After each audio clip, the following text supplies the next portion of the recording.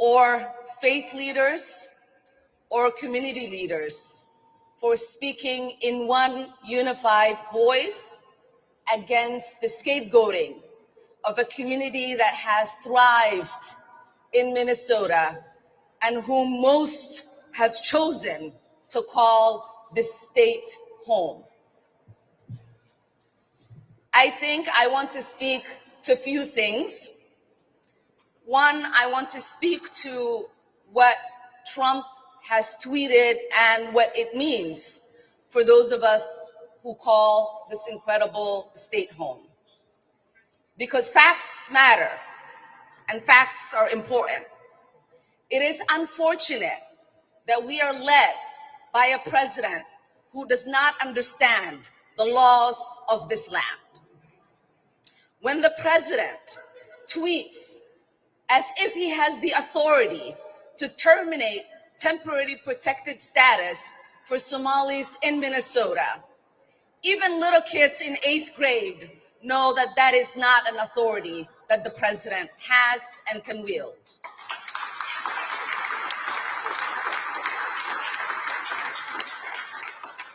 Temporary status protection for Somalis expires March of 2026, and anyone with that status has 60 days after for it to have any impact on them. And so if you are confused, if you feel threatened, know that the law is on your side and our demented president can't do anything about it. Something unbelievable just happened in Washington, and it has Democrats in absolute panic mode. In what many observers are calling one of the most dramatic political moments in recent memory, Representative Ilhan Omar found herself at the center of a massive controversy that has exploded across Capitol Hill and social media. Clips of her fiery speech defending her position are spreading like wildfire online, while critics argue that the fallout has exposed deep fractures inside the Democratic Party. What started as a speech meant to rally supporters quickly turned into a political storm that opponents say proves the party is struggling to keep its own narrative together. From heated accusations against the former president to bold claims about immigration policies, Omar's remarks ignited a wave of reactions from lawmakers, commentators, and everyday Americans. And now, the political backlash has reached a level that many are describing as a total meltdown for Democrats. In this video, the audience will see exactly what Ilhan Omar said, why critics say it backfired spectacularly, and why this moment is sparking laughter, outrage, and intense debate across the country. I am really delighted to see so many incredible leaders and so much of our community here. I want to start with a gratitude by thanking the Minnesota Democratic delegation. Senator Amy Klobuchar, Senator Tina Smith, Congresswoman Angie Craig, Congresswoman Betty McCollum, for strongly speaking in opposition to the hate, to the fear-mongering, and for standing up in unity for the Somali community here in Minnesota and across the country.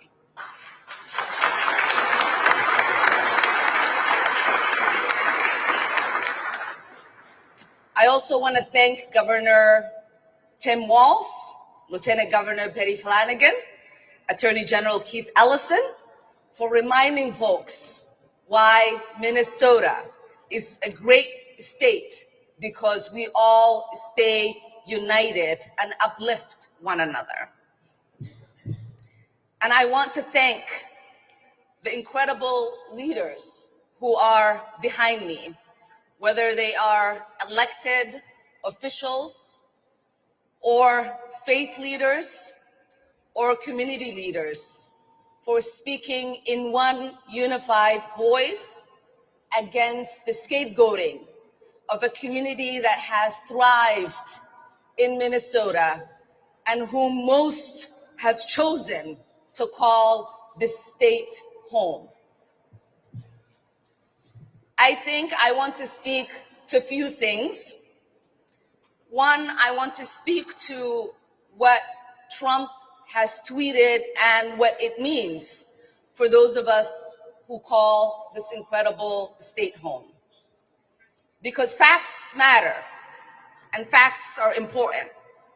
It is unfortunate that we are led by a president who does not understand the laws of this land. When the president tweets as if he has the authority to terminate temporary protected status for Somalis in Minnesota, even little kids in 8th grade know that that is not an authority that the president has and can wield.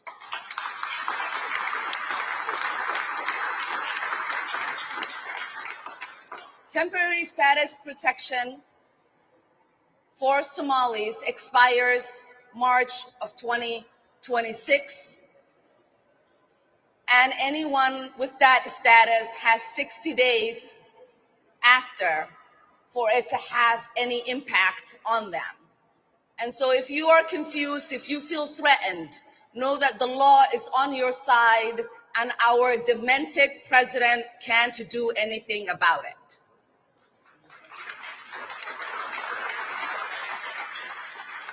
The other unlawful thing that our lawless president is claiming to do so is to terminate that status for only one state, which he has no authority to do so. So, for the 300 or so people that are impacted, that currently live in Minnesota and across the country, we see you and we stand with you, and we will make sure we do everything that we can to help make sure that your status is adjusted before March of 2026.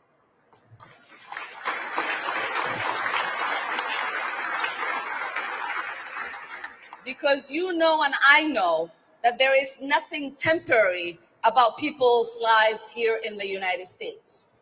Many of these people that we are talking about have built lives. They own homes, they own businesses, they are a vibrant part of our communities. And we want to make sure that their new home stays their forever home.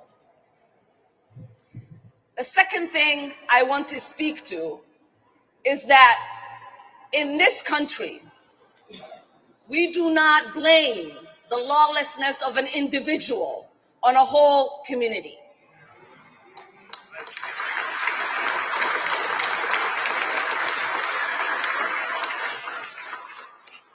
Because if you believe in law and order, you understand that if a person commits a crime, they face justice.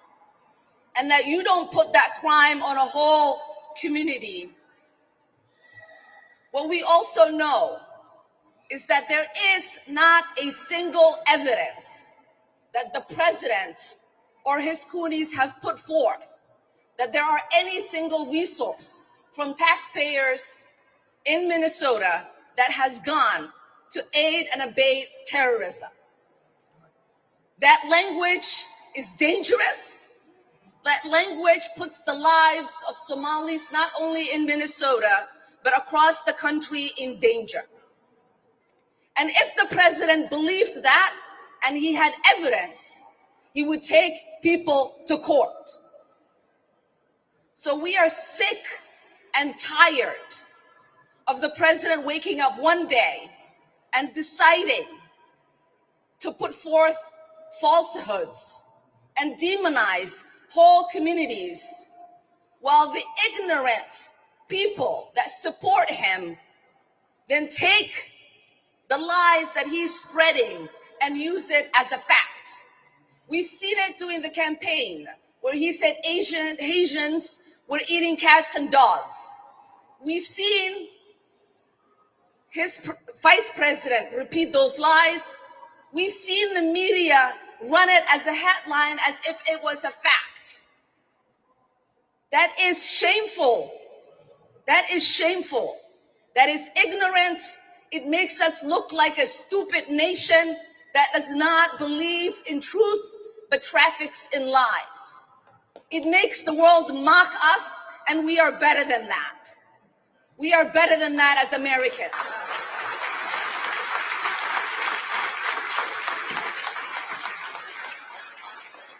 Somalis are not terrorizing this nation. We are helping it thrive. Somalis have always seen themselves as a fabric of this nation. We have signed up to serve this country in its military. We have signed up to teach children. We have signed up to become nurses and doctors and engineers. We have signed up to be public servants and get elected into office. We don't do that because we hate this nation. We do that because we love this nation.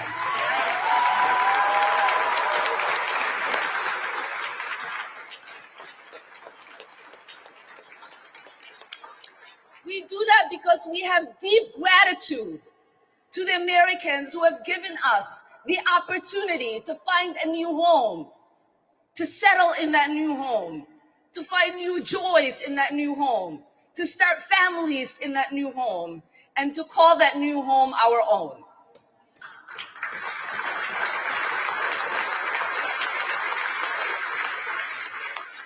We don't complain on the sidelines. We get involved in making America better.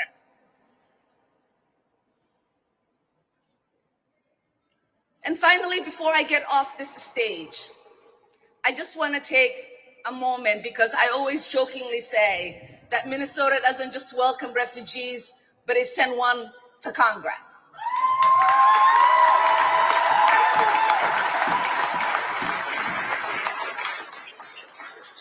But I want most Minnesotans to know this. Majority of us Somalis who are here, as my friend Ali said yesterday, most of us, this was not the first place we came when we came to the United States. But most of us chose Minnesota as our home because Minnesota is special to us. Minnesotans are special to us.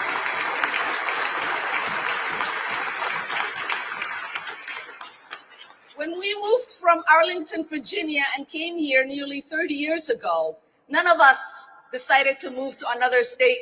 My siblings and I and my dad, until he died, called Minnesota home.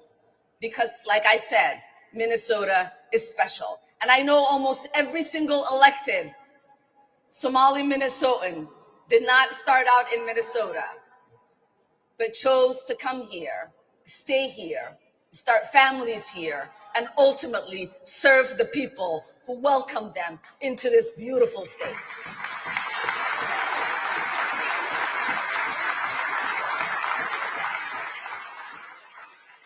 So not only are we not going anywhere,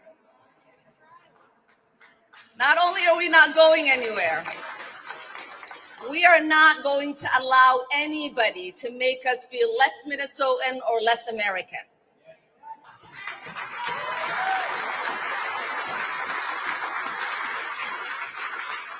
We are not going to allow anybody to push us into the shadows. We're not going to allow anybody to erase our presence and our contribution. And we are not going to allow anyone to scapegoat us. Because as Somalis, what we learn from Minnesotans is that you have to be resilient to thrive in Minnesota. And we are goddamn resilient. Thank you so much. This moment surrounding Ilhan Omar's speech has become a powerful example of how reckless rhetoric can deepen division rather than solve real problems. Instead of bringing Americans together, critics argue that her remarks only fueled anger, mistrust, and political hostility across the country. Many viewers believe that leaders in Congress should focus on accountability, unity, and responsible language, especially when addressing sensitive national issues. When elected officials choose words that insult opponents or dismiss concerns from millions of citizens, it risks damaging the trust people place in their representatives. Critics say this controversy highlights a pattern where bold accusations replace meaningful dialogue about immigration, security, and the rule of law. Rather than calming tensions, moments like this appear to push the country further into political chaos and endless partisan fights. For many Americans watching this unfold, the expectation is simple: leaders should represent the entire nation with respect, clarity, and responsibility. And if this controversy proves anything, it is that voters are paying very close attention to how their leaders speak, act, and carry themselves on the national stage.